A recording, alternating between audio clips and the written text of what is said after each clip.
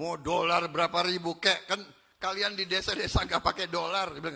Yang pusing yang itu, yang suka keluar negeri. Di video tadi itu menjelaskan guys, kenapa mata uang asing itu sangat-sangat penting untuk kita diversifikasi. Karena kita tahu mata uang kita sendiri yaitu rupiah itu selalu terdepresiasi terhadap dolar Amerika. Dan kita bukan hanya melemah ke US dollar aja guys, tapi ke berbagai mata uang negara tetangga. Jadi misalnya kalian banyak yang nggak suka US dollar karena pemimpinnya Donald Trump dan mungkin banyak isu-isu negatif terkait Amerika Serikat.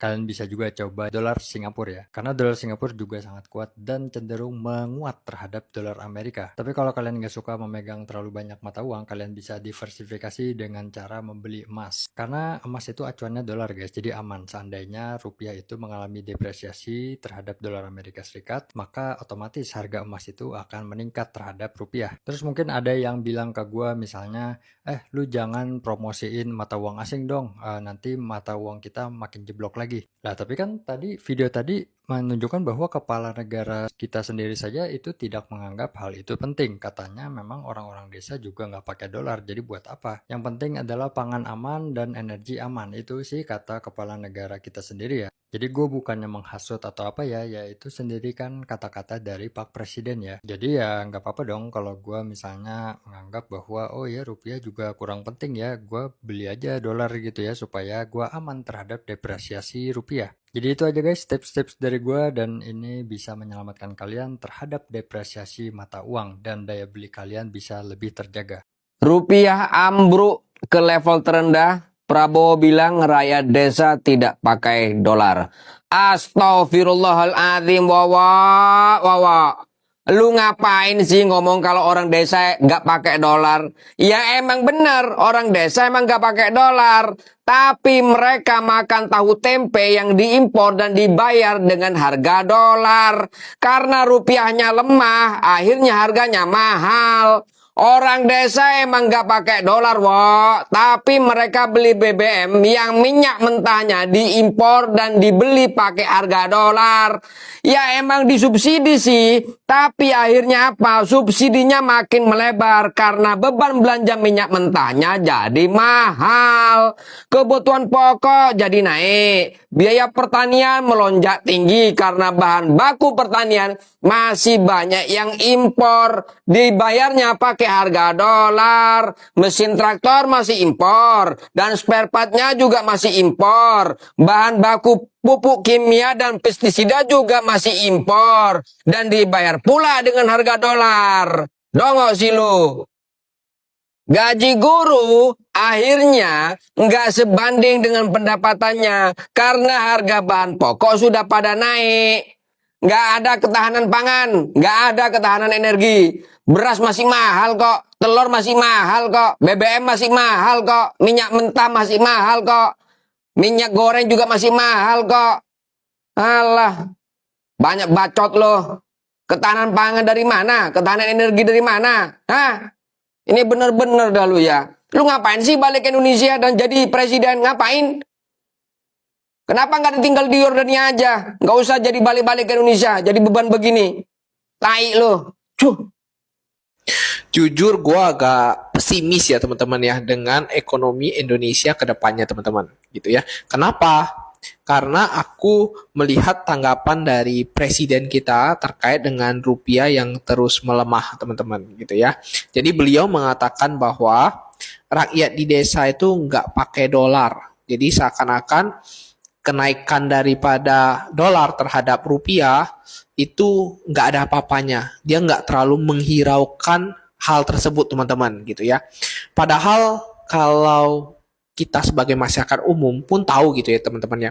Yang namanya walaupun rakyat di desa gitu ya, itu mereka nggak pakai dolar, tapi produk-produk yang mereka gunakan itu semuanya pasti berkaitan dengan dolar teman-teman gitu ya. Kenapa? Karena untuk bahan baku hampir 70% industri di Indonesia itu impor teman-teman. Ini penting untuk dicatat ya. Aku kasih satu contoh saja. Misalnya pupuk aja teman-teman, bahan baku untuk bikin pupuk. Ketika Selat Hormuz itu bermasalah, itu kan memang sudah mengganggu stabilitas daripada pangan. Dan kedepannya memang prediksi dari beberapa ekonom dan juga dari ahli gitu ya yang aku baca. Nah, itu memang kedepannya bakalan ada krisis pangan teman-teman gitu loh. Itu pun sudah sangat berpengaruh untuk warga desa gitu ya.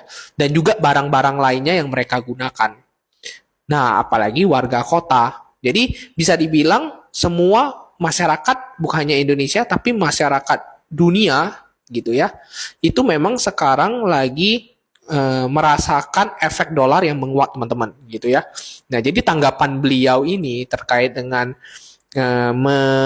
underestimatekan urgensi daripada rupiah yang terus melemah, menurut aku itu salah satu faktor yang membuat aku tuh agak pesimis teman-teman, seperti yang aku sampaikan di awal daripada video ini teman-teman gitu ya. Bagaimana hal ini kalau sampai kedengaran oleh investor-investor luar teman-teman gitu ya. Investor yang ada di domestik saja kalau mendengar ini pasti nggak mau invest di Indonesia teman-teman gitu ya. Bagaimana kita bisa menarik uang dari luar untuk mau invest di Indonesia jikalau Indonesia pemimpin tertingginya tidak merasakan bahwa adanya currency risk buat investor-investor teman-teman gitu ya. Karena itulah yang sekarang mereka rasakan gitu loh. Keuntungan yang mereka dapatkan itu tidak sebanding dengan pelemahan daripada rupiah gitu loh. Itu yang bisa aku sampaikan kepada teman-teman di sini gitu ya. Jadi buat teman-teman di sini mungkin ada yang mau kasih komentarnya terkait dengan hal ini, langsung kasih komentarnya saja gitu ya. Dan jangan lupa untuk langsung follow. Orang desa nggak pakai dolar kata Pak Prabowo. Luar biasa, nasionalis banget.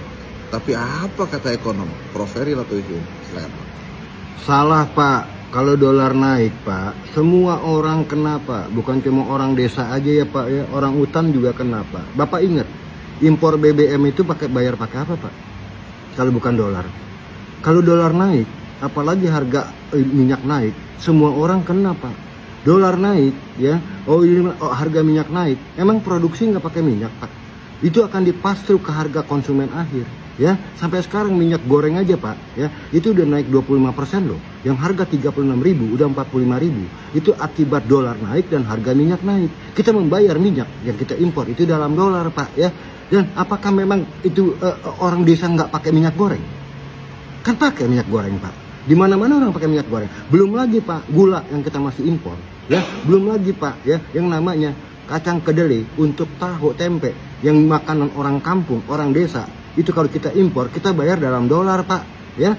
Belum lagi jagung, belum lagi beras kalau kita masih impor. Itu kan semua dalam dolar Pak. Jadi Bapak salah kalau Bapak bilang orang kampung, orang desa tidak megang dolar atau nggak berpengaruh pada mereka. Memang mereka tidak pegang dolar ya. Pegang rupiah juga kadang-kadang kok, namanya orang desa ya, nggak punya income apa-apa. Tapi kalau Bapak bilang orang desa tidak pegang dolar dan tidak menjadi korban daripada dolar, Bapak salah.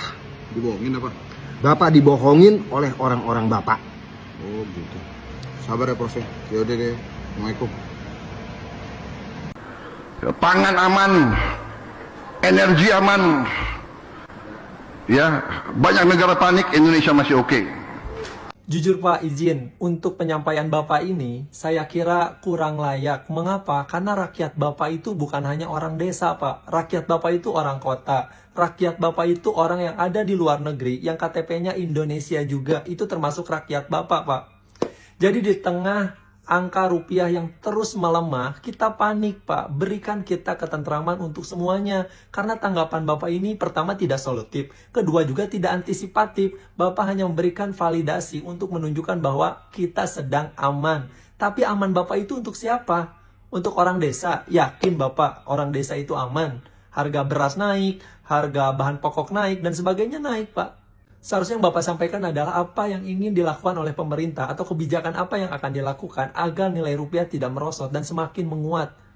Begitu Pak. Bukan malah validasi, bukan malah menyampaikan keamanan. Karena sudah jelas. Atau Bapak tidak mendapat informasi tentang kepanikannya.